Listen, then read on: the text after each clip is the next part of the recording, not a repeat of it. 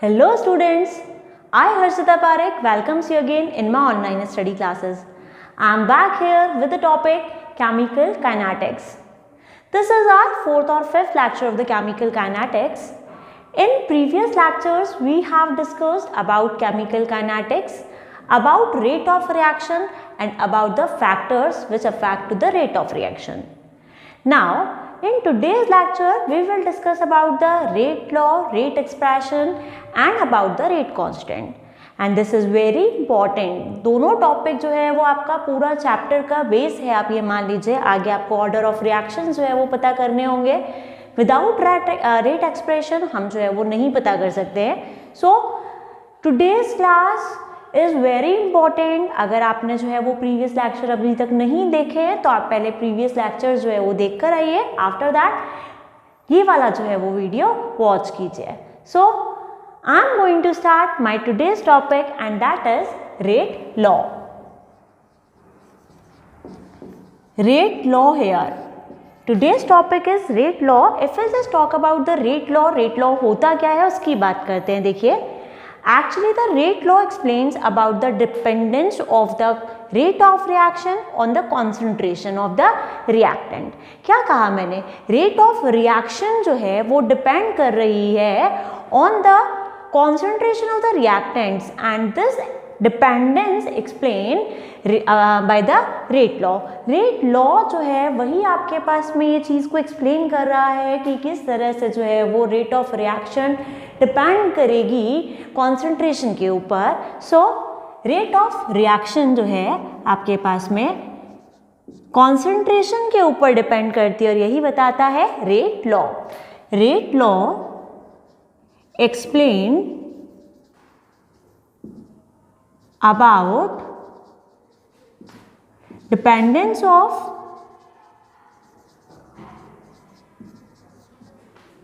rate of reaction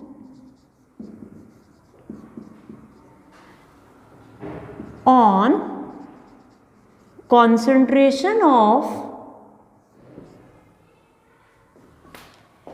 anyone or more reactants or product. How the rate of reaction affects with the concentration of the reactants, concentration of the product, यही आपके पास में explain करता है rate law. और अगर मैं rate law की बात करूं तो देखिएगा, रेट लॉ जो है इसी को आप बोलते हैं रेट इक्वेशन या rate expression law. Other than that, if we just talk about the dependence of the rate of reaction on the concentration, तो कोई भी रिएक्शन जिसमें कि रिएक्टेंट जो है वो प्रोडक्ट में कन्वर्ट हो रहा है, in the reaction the concentration of the reactant जो है उससे रेट अफेक्ट हो रही है. किसी भी एक जो है वो रिएक्टेंट से जो है वो अफेक्ट हो सकता है. किसी दो रिएक्टेंट की कॉन्सेंट्रेशन से रेट अफेक्ट हो सकता है. जितने भी रिएक्टेंट वहाँ इन्वॉल्व हो रहे हैं, the concentration of all the reactant affect to the rate of reaction हो सकता है. इनमें से किसी भी जो है वो रिएक्टेंट के पर की कॉन्सेंट्रेशन पर जो है वो रेट ऑफ रिएक्शन अफेक्ट ना करे, डिपेंड ना करे. इसके अलावा कभी कभी for some cases rate of reaction जो है वो प्रोडक्ट की कंसंट्रेशन पर भी डिपेंड जो है वो करती है. So if we just talk about the rate law या डिपेंडेंस जो है, इसकी डिपेंडेंस रेट ऑफ रिएक्शन की जो डिपेंडेंस है, it can only be determined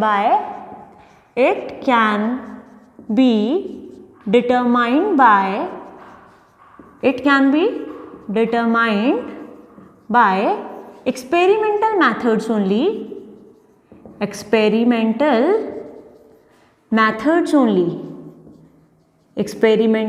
methods only.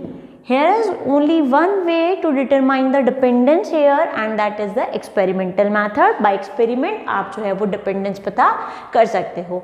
Rate law जो है उसे कहा जाता है rate law, also called rate equation, rate equation और rate expression law, rate expression law, right. ये हुआ अबाउट द रेट लॉ। चलिए ए जो है वो कोई जनरल रिएक्शन की अगर मैं बात करूं तो मैं कोई एक रिएक्शन लेती हूँ where A plus B converts here into the products. ये किसी प्रोडक्ट के अंदर कन्वर्ट हो रहे हैं, right. So here is a rule जो आपने कभी पढ़ा भी होगा, law of mass action. This law is given by Guldberg and Waage. Waage और गुलबर्ग और वागे ने जो है वो आपके पास में दिया था लॉ ऑफ मास एक्शन। और ये लॉ ऑफ मास एक्शन कहता है according to law of mass action, according to law of mass action, rate of reaction depends on concentration of reactant at particular time, at particular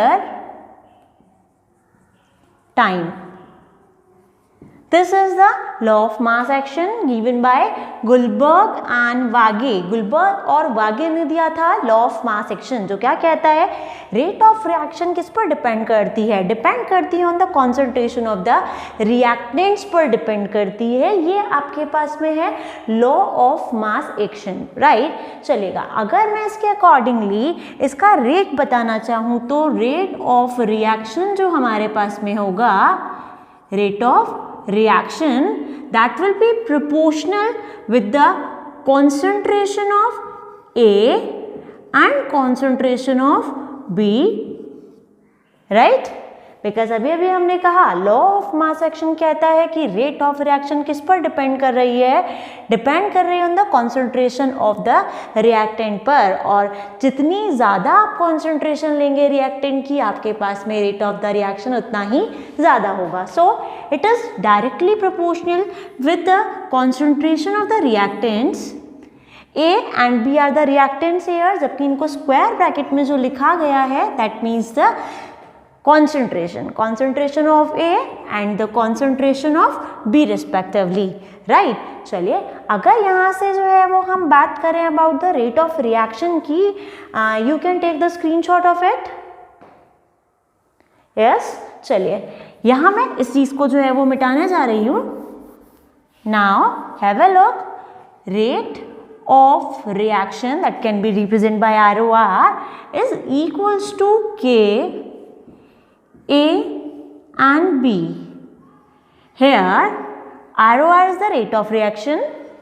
What is K here? K is rate constant.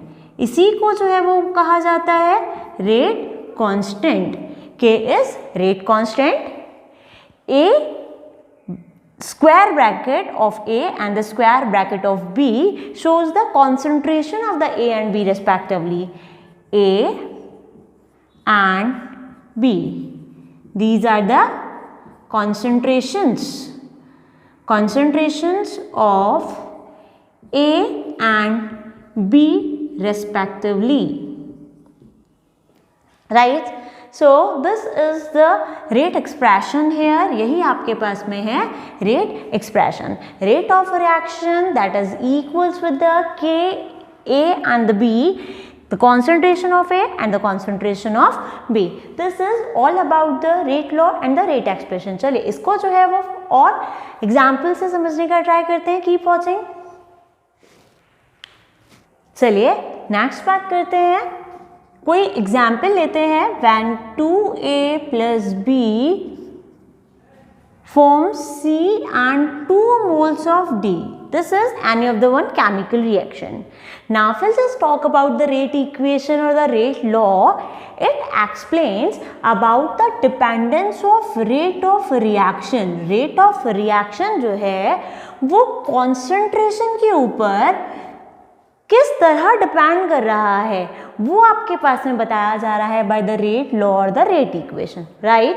चलेगा, rate of reaction हो सकता है कि ए की जो concentration है उस पर डिपेंड कर रही हो सकता है नहीं कर रही हो सकता है बी पर डिपेंड कर रही हो, या हो सकता है कि जो है वो बी पर भी डिपेंड नहीं कर रही हो।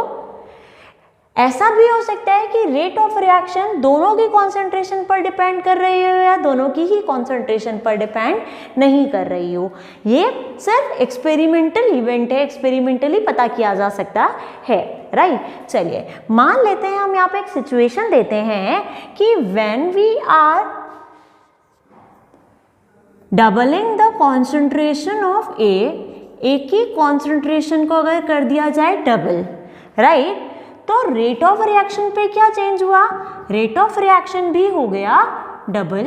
सपोज दैट, क्या कहा मैंने, have a look, when we are doubling the concentration of A the rate of reaction also double here, right. चलिएगा अब बी की बात करते हैं। बी जो था उसका कॉन्सेंट्रेशन डबल अगर कर दिया गया है तो मान लीजिए रेट ऑफ रिएक्शन जो है वो इंक्रीज हो जाता है 4 times, increases by 4 times, right, 4 गुना हो गया। अब इसका क्या मीनिंग है कि यहाँ पर जो रेट ऑफ रिएक्शन है, देखिएगा इसको डबल करा, रेट ऑफ रिएक्शन डबल हो गई, इसको डबल किया, rate of reaction 4 times increase हो गई। It means the rate of reaction during this reaction वो दोनों ही रिएक्टेंट के कॉन्सेंट्रेशन से अफेक्ट हो रही है, उस पर डिपेंड कर रही है, राइट। चलिए अब मैं यहाँ पे अगर रेट इक्वेशन की बात करूँ, रेट एक्सप्रेशन की बात करूँ, रेट लॉ की बात करूँ, तो इसके लिए देखिएगा रेट लॉ किस तरह से लिखा जाएगा। Rate of reaction ROR, it can be further represented by the small r, आप जो चाहे लिखें।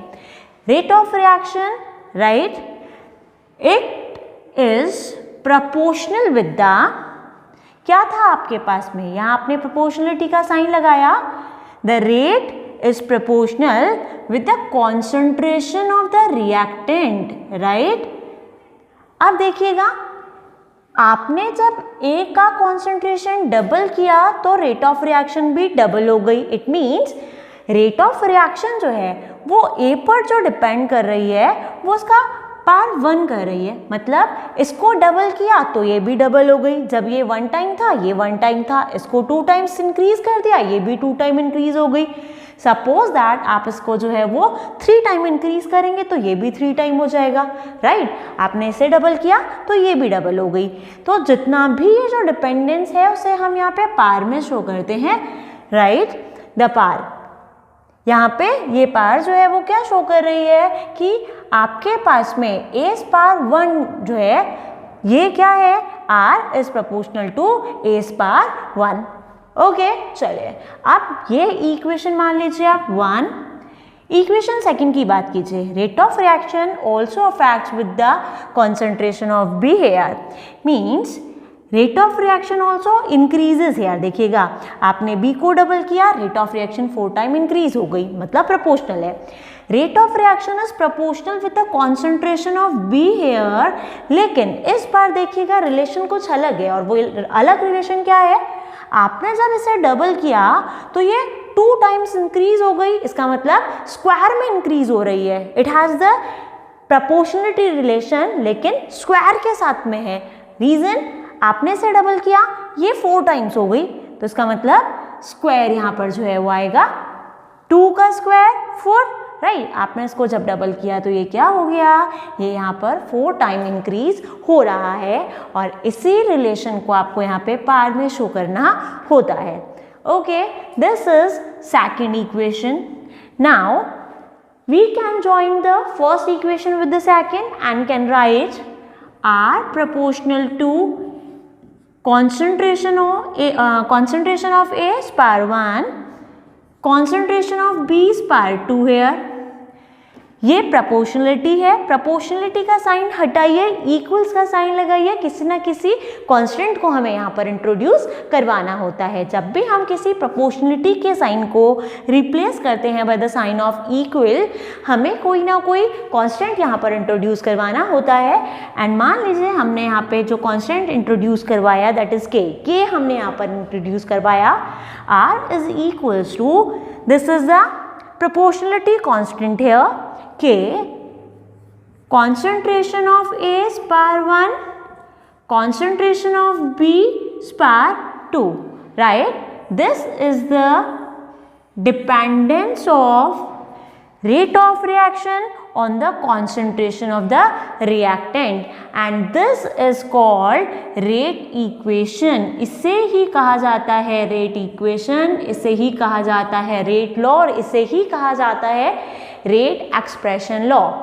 Okay, so this is about the rate expression, rate equation और द रेट लॉ। अब यहाँ से देखिएगा हमारे पास एक नया टर्म जो है वो आया है के।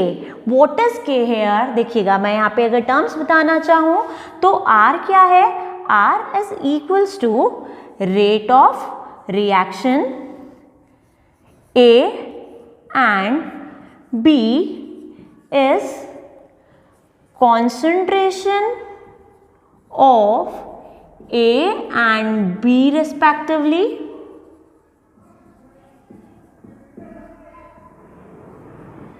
while K is equals to rate constant here। इसी को rate constant जो है वो बोला जाता है, जो कि हमारे टॉपिक होगा अगला topic of discussion. Next topic of discussion यही होगा, rate constant K की ही बात करेंगे। चलिए, आई होप आपको जो है वो ये समझ आया होगा। आगे हम बात करते हैं, देखिएगा। Yes, one more thing I just want to clear here.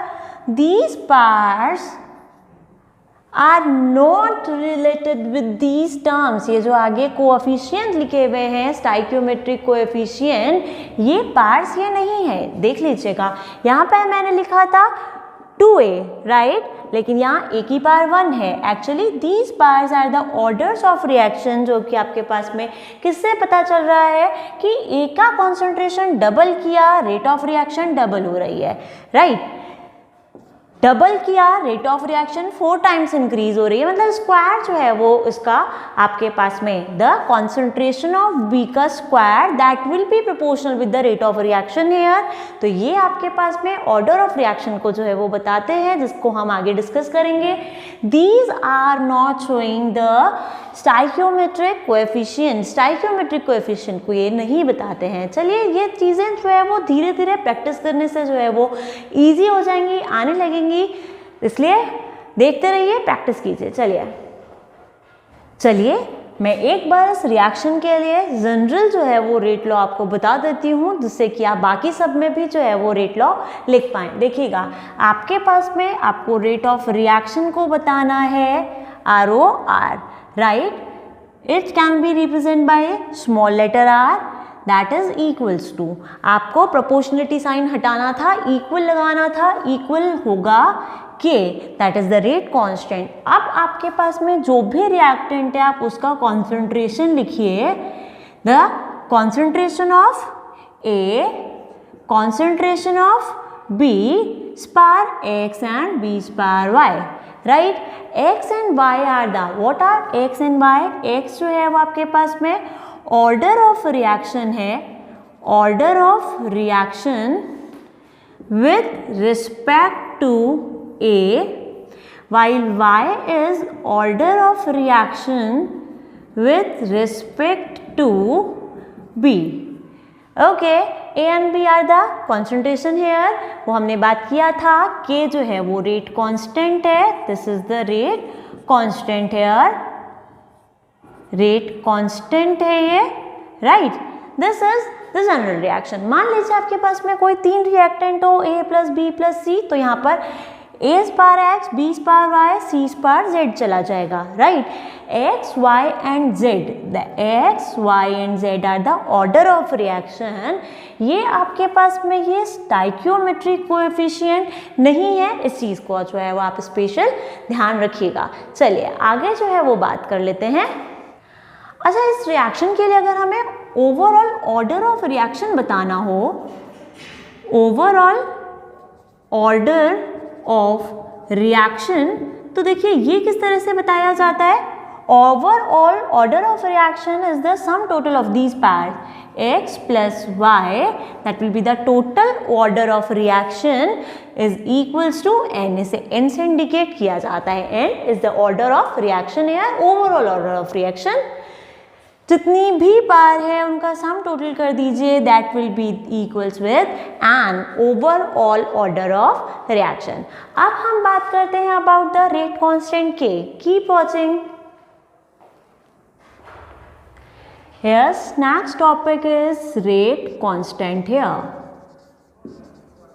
Rate constant की अगर बात किया जाए तो देखिएगा, रेट कांस्टेंट आपके पास में जो है वो क्या है, this is also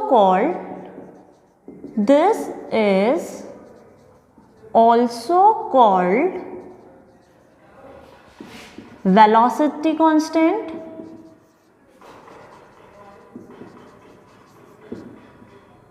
specific reaction rate, specific reaction rate और proportionality constant।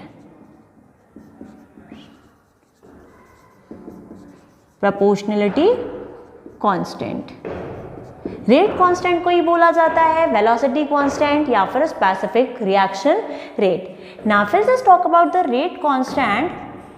It is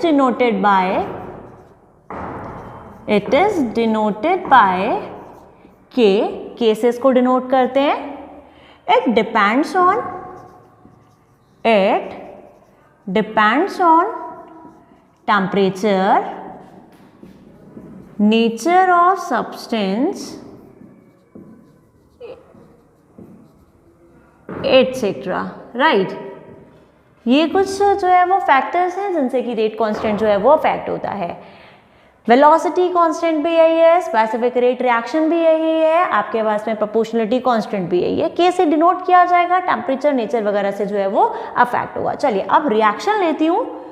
A plus B plus C, इनसे किसी प्रोडक्ट का फॉर्मेशन अगर हो रहा है तो यहाँ पर फॉर दिस पर्टिकुलर रिएक्शन आपके पास में जो है वो किस तरह से जो है वो बताया जाएगा। चलिए मैं इसमें अगर चेंज करना चाहूँ, I can do this. 1 mole of A, 2 mole of B, 3 mole of C से जो है वो रिएक्ट कर रहा है। इस रिएक्शन के लिए रेट इक्वेशन जो होगी वो क्या होगी, देखिएगा। Rate equation for this reaction, ROR, that is rate of reaction, is proportional to the concentration of A, concentration of B and concentration of C respectively, right?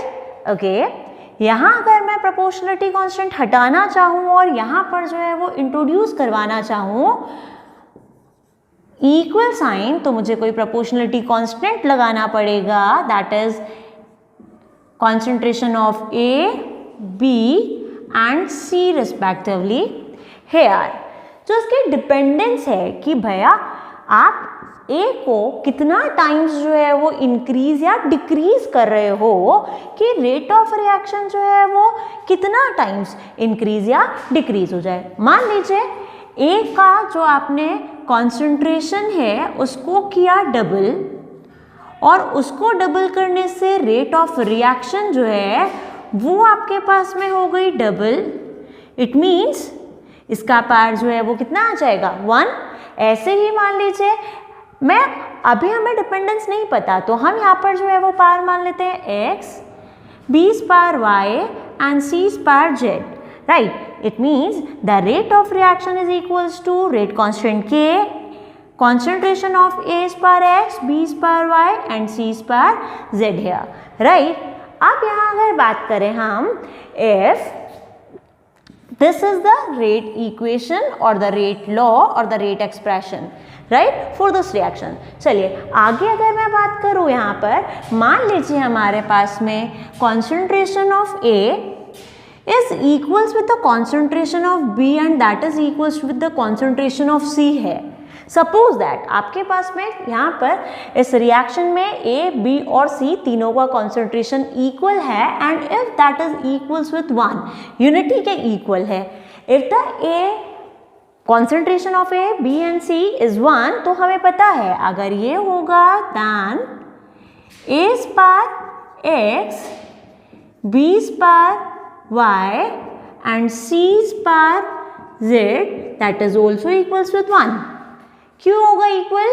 1 का पार कितना भी हो, बस 0 नहीं होना चाहिए, 1 का पार कितना भी हो वो आपके पास में क्या होगा, 1 ही होगा, राइट। 1 का पार 1, 1 पार 2, 1 पार 3 जितना भी है वो इक्वल्स किसके होगा, that will equal with the 1 के ही इक्वल होगा, चलेगा।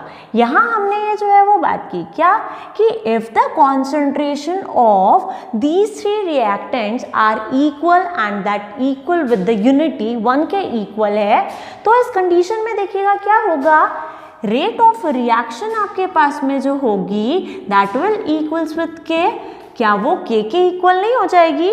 और रेट ऑफ रिएक्शन की आपने बात की थी, that is the concentration, change in the concentration with time. मान लीजिए मैं इसको डेल एक्स मानूं तो del x upon del t is equals to k, और अगर मैं यहाँ पे डिफ्रेंशिएशन टर्म जो है वो काम ले रही हूँ तो d x upon d t is equals to k. ये आपके पास में रेट ऑफ रिएक्शन का एक्सप्रेशन हमने पढ़ा था in previous lectures. So this is about the rate of reaction. Rate of reaction जो है वो किसके इक्वल हो गई, रेट कांस्टेंट के इक्वल हो गई। तो आप कह सकते हैं रेट कांस्टेंट क्या है, देखिएगा, this is the rate of reaction at that time where, at that time when rate of constant जो है वो आपके पास में क्या होगा, तो देखिएगा this is rate of reaction at